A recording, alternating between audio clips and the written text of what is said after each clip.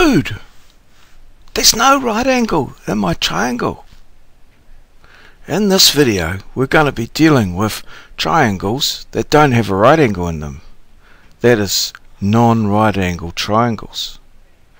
What do we do when we encounter a triangle that does not have a right angle in it? Well, we're going to find that out and discover that in this very video. So, here we go. First of all, let's create a triangle, one without a right angle in it.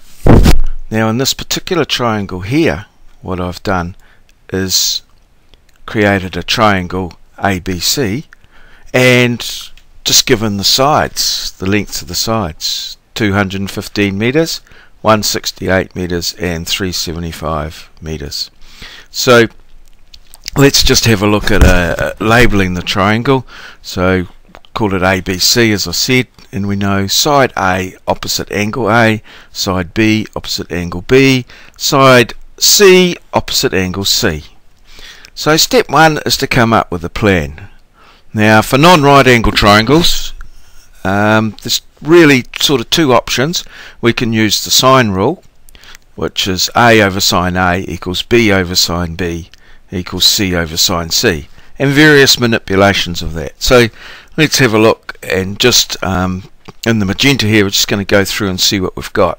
So we've got sides A, B and C, so we give them a tick, but we've got no angles. So that rules out the sine rule. There's not enough information to do that. So we move on to the cosine rule, and here we are, we've got A squared equals B squared plus C squared minus 2BC cos A. So we've got A, B and C, the sides, and we want to find A. We want to maybe find an angle. So I put a question mark over that because that's what we've got to find. But the formula is not quite in a format that we could use to find angle A at this point. So first thing we do is we'll just subtract B squared and C squared from the right hand side, put that on the left. So we get A squared minus B squared minus C squared equals negative 2BC cos A. Now those negatives never pleasant to deal with, always pretty negative and down. So change the side, change the sign. So 2BC cos A, going from negative to positive, and then we're going to put B squared plus C squared, change the sign of those, minus A squared. That still gives us that equilibrium of the equal sign in the equation. Now we just want cos A on its own, so divide through both sides by 2BC, and we get cos A equals B squared plus C squared minus A squared over 2BC. Now we know that if we take the inverse of cos A, that'll give us A, and we'll see that a little further on in the equations as we deal with them. So let's just move that over to the side a little bit so that we can see where we're going and most of where we've been. So in this example here that we're going to solve, we just use our formula cos A equals B squared, which is 375, plus C squared, which is 215, and minus A squared, which is 168, all over 2BC, which is 2 times 375 times 215. That's cos A. We want to find A. So that's cos to the negative 1 of all of that, and we put that into our calculator or into our spreadsheet or whatever we're going to do, and we get an answer. Go cos to the negative 1. Now don't forget that that answer will be in degrees or decimal degrees. That is if you have set your calculator to degrees before you started, which is always a good idea because we want to work in degrees. So we convert that to degrees, minutes and seconds, and we get 10 degrees, 21 minutes and 2 seconds. Now that's pretty good. So but we want to find all the angles. So again we look at B, and we just have to adjust the formula a little bit to accommodate B, as I've done there, and you'll see that it's if you're looking for B, it's A plus C, and it's the B that's negative there, and it's over 2 times A and C, which are the ones that don't include the B. So filling in the values from our diagram, and we get B is 156 degrees, 21 minutes, 23. Woohoo! We've got 2 angles of the triangle, and well, we could just add those up and take them away from 180 to find the third one. But being surveyors, we like to do lots of independent checking. And I like to do things using the basic information that we started with, if at all possible. Sometimes it's not always possible. But anyway, what I'm going to do is calculate C on the same way that I calculated A and B. And you can see that that's what I've done here. You've got A plus B minus C, the side opposite the angle we want to find, and all over 2AB.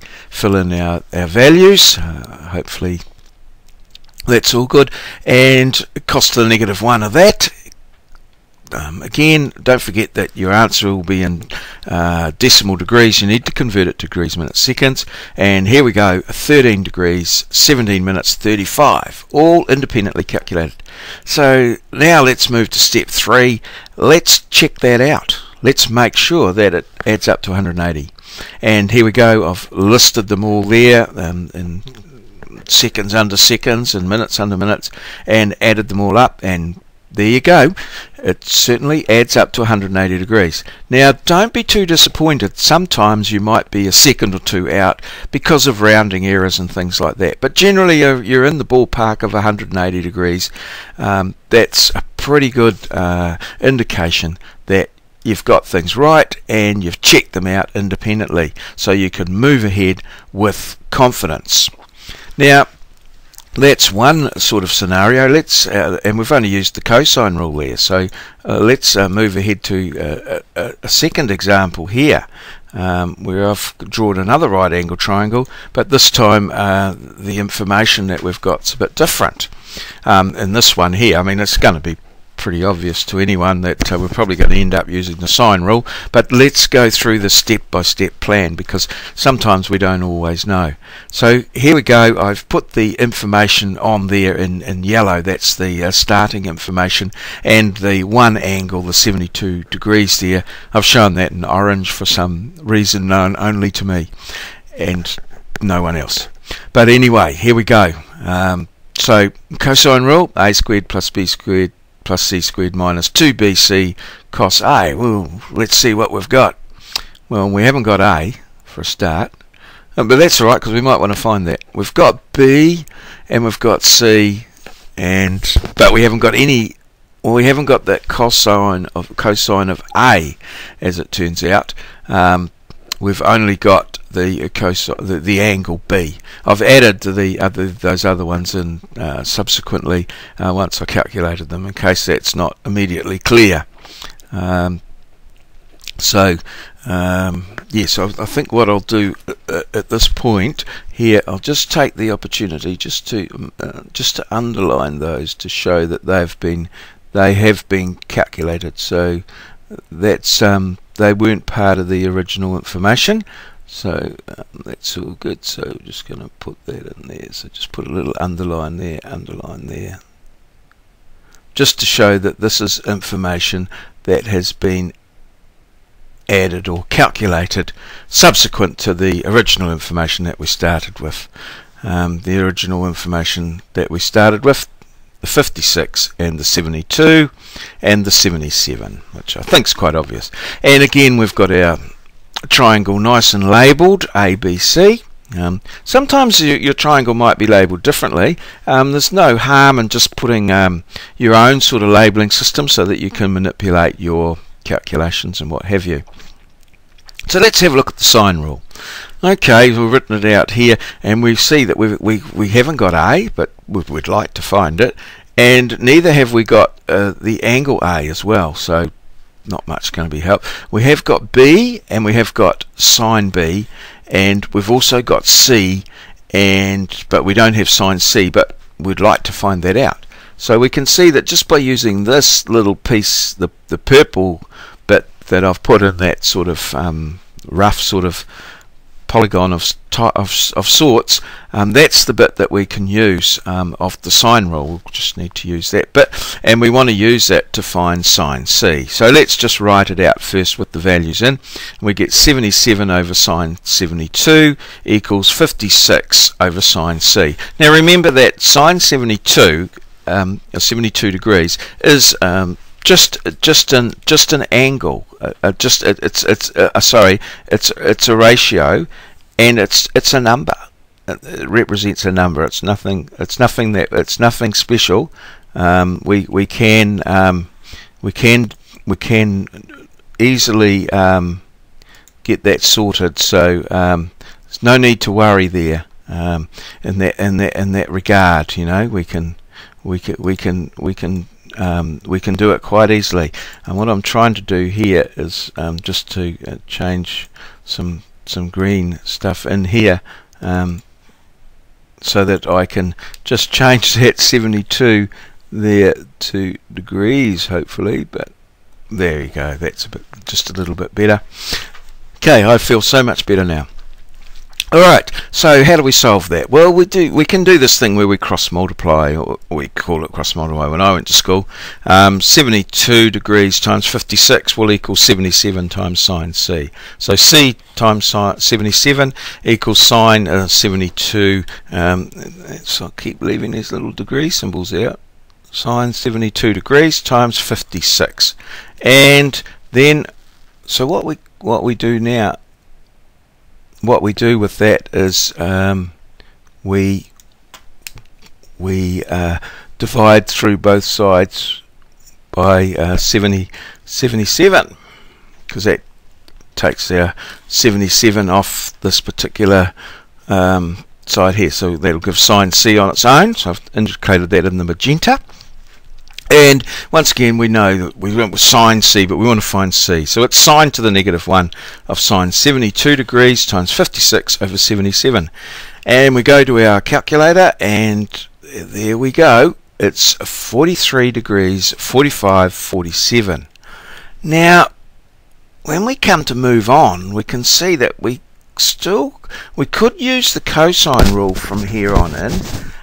And we could use there's not much more to do with the sine rule, because the next thing we want to sort of do is find the angle at A.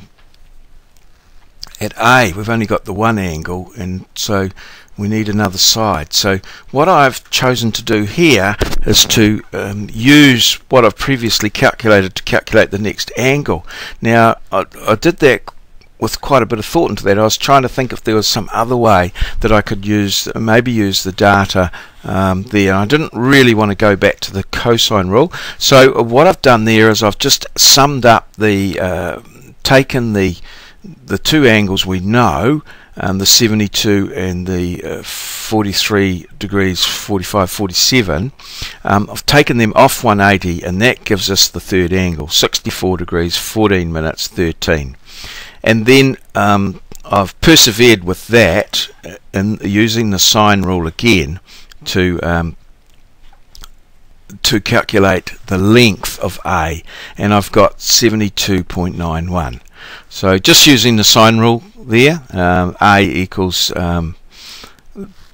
similar to what we've got here, 77 times sine C there, and opposite A is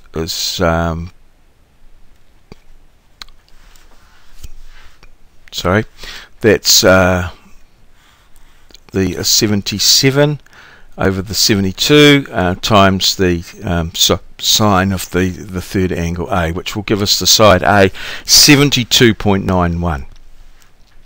So that's solved the entire triangle. That's given us everything we need. But I was sort of, how do we do a little check? So I planned, what I did was to use the cosine rule and just check that out. So I'm just going to calculate A also using the cosine rule. So here's the cosine rule: A squared equals B squared plus C squared minus 2BC cosine A, and obviously A will equal the square root of that side, and putting that in the calculator I get 72.91. So that tells me straight up that yeah, everything's sweet, we're good to go. And really, we provided we've got the right amount of information, doesn't really matter. We can deal with triangles now whether they have a right angle or not. So, you know, if someone takes your right angle, you can still get the solution that you need, provided you've got the few basic bits of information. So, all good.